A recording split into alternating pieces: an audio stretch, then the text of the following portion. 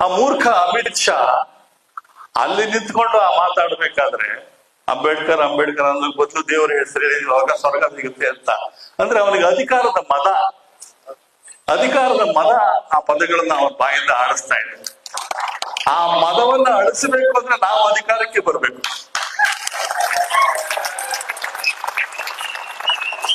ನಾವು ಪ್ರತಿಯೊಂದು ದೇಶದಲ್ಲೂ ಪ್ರತಿಯೊಂದು ಗುಂಪಿನಲ್ಲೂ 100 ಜನಗಳಲ್ಲಿ ಕೇವಲ 10 ಜನ ಮಾತ್ರ ಬುದ್ಧಿವಂತರಾಗಿರ್ತಾರೆ. ಈ 10 ಜನಗಳಲ್ಲಿ ಕೆಲವರಿಗೆ ಬುದ್ಧಿ ಇರುತ್ತೆ, ಕೆಲವರಿಗೆ ಶಕ್ತಿ ಇರುತ್ತೆ, ಕೆಲವರಿಗೆ ವ್ಯವಹಾರ ಜ್ಞಾನ ಇರುತ್ತೆ.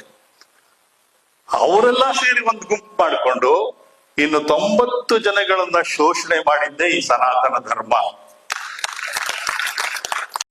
ಆ ಮೂರ್ಖ ಅಮಿತ್ ಶಾ ಅಲ್ಲಿ ನಿಂತ್ಕೊಂಡು ಆ ಮಾತಾಡ್ಬೇಕಾದ್ರೆ ಅಂಬೇಡ್ಕರ್ ಅಂಬೇಡ್ಕರ್ ಅನ್ನೋ ಬದಲು ದೇವರ ಹೆಸರು ಹೇಳಿದಾಗ ಸ್ವರ್ಗ ಸಿಗುತ್ತೆ ಅಂತ.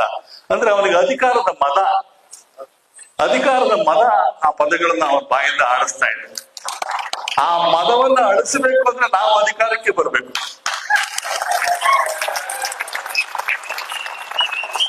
ನಾವು ಪ್ರತಿಯೊಂದು ದೇಶದಲ್ಲೂ ಪ್ರತಿಯೊಂದು ಗುಂಪಿನಲ್ಲೂ 100 ಜನಗಳಲ್ಲಿ ಕೇವಲ 10 ಜನ ಮಾತ್ರ ಬುದ್ಧಿವಂತರಾಗಿರ್ತಾರೆ.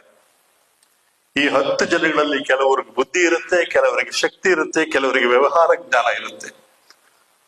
ಅವರೆಲ್ಲ ಸೇರಿ ಒಂದು ಗುಂಪು ಮಾಡಿಕೊಂಡು ಇನ್ನು 90 ಜನಗಳನ್ನ ಶೋಷಣೆ ಮಾಡಿದ್ದೇ ಈ ಸನಾತನ ಧರ್ಮ. ಆ ಮೂರ್ಖ ಅಮಿತ್ ಶಾ ಅಲ್ಲಿ ನಿಂತ್ಕೊಂಡು ಆ ಮಾತಾಡ್ಬೇಕಾದ್ರೆ ಅಂಬೇಡ್ಕರ್ ಅಂಬೇಡ್ಕರ್ ಅನ್ನೋ ಬದಲು ದೇವರ ಹೆಸರು ಹೇಳಿದಾಗ ಸ್ವರ್ಗ ಸಿಗುತ್ತೆ ಅಂತ. ಅಂದ್ರೆ ಅವನಿಗೆ ಅಧಿಕಾರದ ಮದ ಆ ಪದಗಳನ್ನ ಅವನ ಬಾಯಿಂದ ಆಡಿಸ್ತಾ ಇದೆ. ಆ ಮದವನ್ನ ಅಳಿಸಬೇಕು ಅಂದ್ರೆ ನಾವು ಅಧಿಕಾರಕ್ಕೆ ಬರ್ಬೇಕು.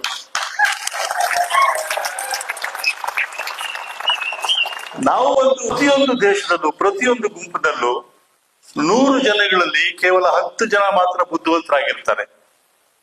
ಈ 10 ಜನಗಳಲ್ಲಿ ಕೆಲವರಿಗೆ ಬುದ್ಧಿ ಇರುತ್ತೆ, ಕೆಲವರಿಗೆ ಶಕ್ತಿ ಇರುತ್ತೆ, ಕೆಲವರಿಗೆ ವ್ಯವಹಾರ ಜ್ಞಾನ ಇರುತ್ತೆ. ಅವರೆಲ್ಲ ಸೇರಿ ಒಂದು ಗುಂಪು ಮಾಡಿಕೊಂಡು ಇನ್ನು 90 ಜನಗಳನ್ನ ಶೋಷಣೆ ಮಾಡಿದ್ದೇ ಈ ಸನಾತನ ಧರ್ಮ. ಆ ಮೂರ್ಖ ಅಮಿತ್ ಶಾ ಅಲ್ಲಿ ನಿಂತ್ಕೊಂಡು ಆ ಮಾತಾಡ್ಬೇಕಾದ್ರೆ ಅಂಬೇಡ್ಕರ್ ಅಂಬೇಡ್ಕರ್ ಅನ್ನೋ ಬದಲು ದೇವರ ಹೆಸರು ಹೇಳಿದಾಗ ಸ್ವರ್ಗ ಸಿಗುತ್ತೆ ಅಂತ. ಅಂದ್ರೆ ಅವನಿಗೆ ಅಧಿಕಾರದ ಮದ ಆ ಪದಗಳನ್ನ ಅವನ ಬಾಯಿಂದ ಆಡಿಸ್ತಾ ಇದೆ. ಆ ಮದವನ್ನ ಅಳಿಸಬೇಕು ಅಂದ್ರೆ ನಾವು ಅಧಿಕಾರಕ್ಕೆ ಬರ್ಬೇಕು.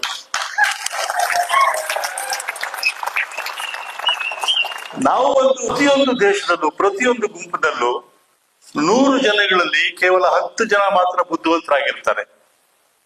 ಈ 10 ಜನಗಳಲ್ಲಿ ಕೆಲವರಿಗೆ ಬುದ್ಧಿ ಇರುತ್ತೆ, ಕೆಲವರಿಗೆ ಶಕ್ತಿ ಇರುತ್ತೆ, ಕೆಲವರಿಗೆ ವ್ಯವಹಾರ ಜ್ಞಾನ ಇರುತ್ತೆ. ಅವರೆಲ್ಲ ಸೇರಿ ಒಂದು ಗುಂಪು ಮಾಡಿಕೊಂಡು ಇನ್ನು 90 ಜನಗಳನ್ನ ಶೋಷಣೆ ಮಾಡಿದ್ದೇ ಈ ಸನಾತನ ಧರ್ಮ. ಆ ಮೂರ್ಖ ಅಮಿತ್ ಶಾ ಅಲ್ಲಿ ನಿಂತ್ಕೊಂಡು ಆ ಮಾತಾಡ್ಬೇಕಾದ್ರೆ ಅಂಬೇಡ್ಕರ್ ಅಂಬೇಡ್ಕರ್ ಅನ್ನೋ ಬದಲು ದೇವರ ಹೆಸರು ಹೇಳಿದಾಗ ಸ್ವರ್ಗ ಸಿಗುತ್ತೆ ಅಂತ. ಅಂದ್ರೆ ಅವನಿಗೆ ಅಧಿಕಾರದ ಮದ ಆ ಪದಗಳನ್ನ ಅವನ ಬಾಯಿಂದ ಆಡಿಸ್ತಾ ಇದೆ. ಆ ಮದವನ್ನ ಅಳಿಸಬೇಕು ಅಂದ್ರೆ ನಾವು ಅಧಿಕಾರಕ್ಕೆ ಬರ್ಬೇಕು.